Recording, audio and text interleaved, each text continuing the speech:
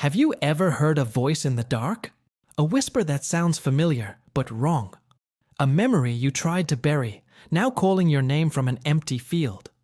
If you have, you might already know him. Today, we're talking about the oldest fear, the first of 10, the entity known only as Fiddlesticks. But what is Fiddlesticks really? To some, he's just a child's scary story, a scarecrow that comes to life when the crows get too quiet. The name itself sounds almost silly, a rustic folktale told around a dying fire. But the truth is far, far older and more terrifying than any simple myth. Fiddlesticks isn't a cursed farmer or a vengeful spirit. It's a primordial horror, an ancient intelligence that has existed for longer than recorded history. It is a predator, and its prey is you. Specifically, your fear. Our story, or at least the part we can grasp, begins long ago by a lonely tower at the edge of the sea. There, an inexperienced mage, blinded by ambition, tried to summon something powerful. He succeeded. But what answered his call wasn't a demon or a spirit he could name or bind. It was something else. Something that had been waiting in the dark spaces between moments. A presence that defies mortal understanding. What erupted from that tower was a raw, hungry dread.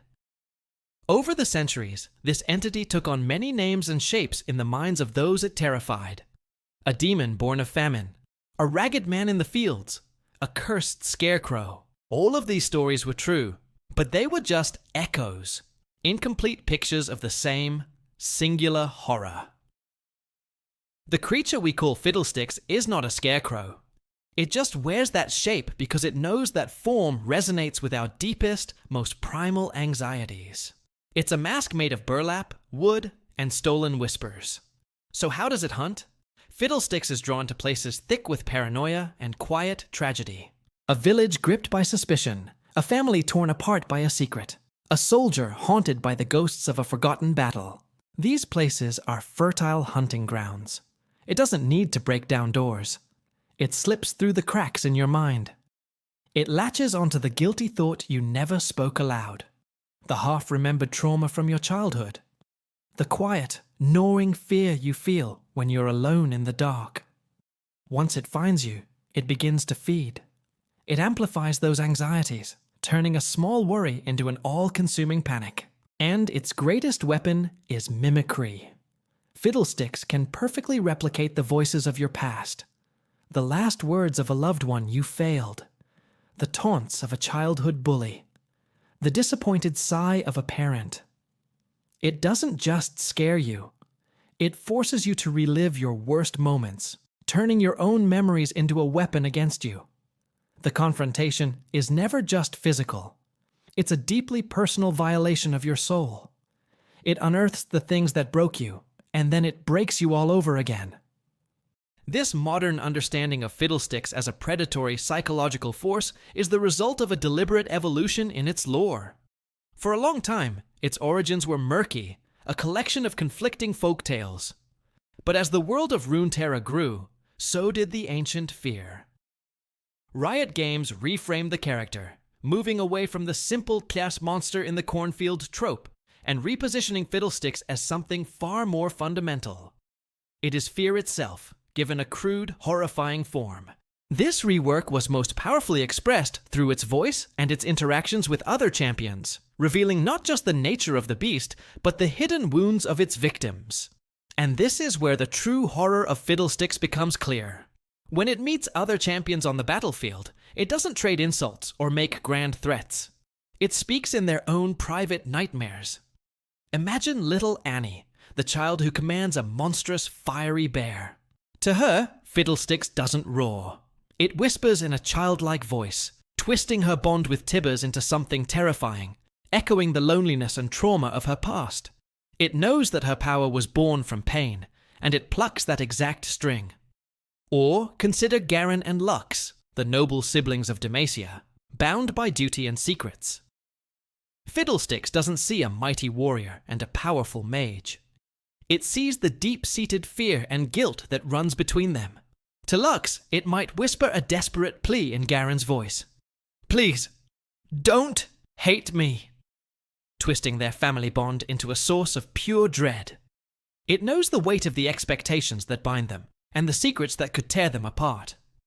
Then there's Jinx, a whirlwind of chaos and destruction. What could possibly scare her? Fiddlesticks knows. It doesn't see the manic grin or the gleam in her eye. It sees the tragedy that created her. It screams accusations that echo events from her violent past, the ones that still haunt her in her quietest moments. It's all your fault. All your fault. A line straight from the heart of her trauma, proving that no amount of chaos can outrun your own guilt. Even beings who seem beyond fear are not safe. Take Kindred, the twin personification of death itself. How do you frighten death? Fiddlesticks doesn't try. Instead, its voice interacts with theirs, creating a chilling dialogue that suggests a contest between two fundamental forces: the inevitability of death versus the eternity of fear.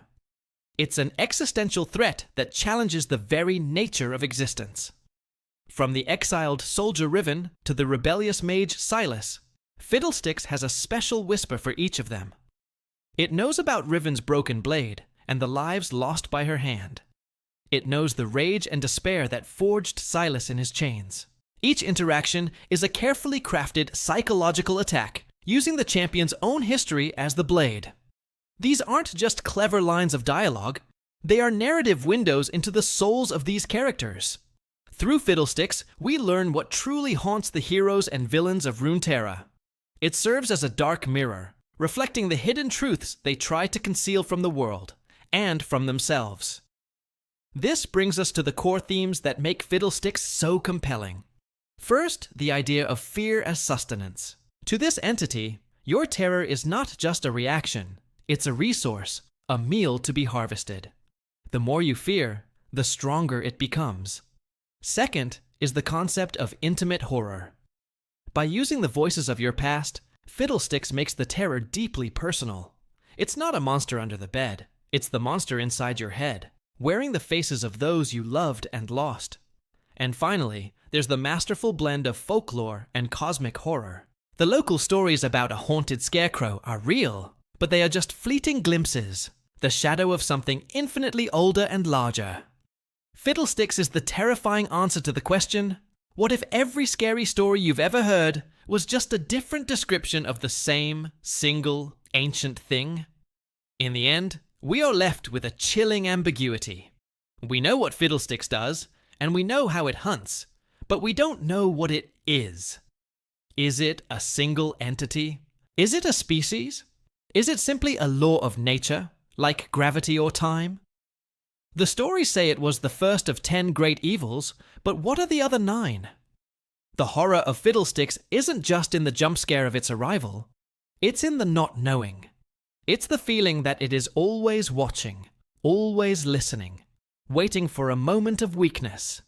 It's the quiet dread that settles in when you realize that the scariest thing in the world is not some monster from a story, but a voice. A voice that sounds just like your own. Thank you so much for joining me on this deep dive into the darkness. If you enjoyed uncovering the secrets of the ancient fear, make sure to like this video and subscribe for more lore. Let me know in the comments which champion every race fears you Del like to see explored next.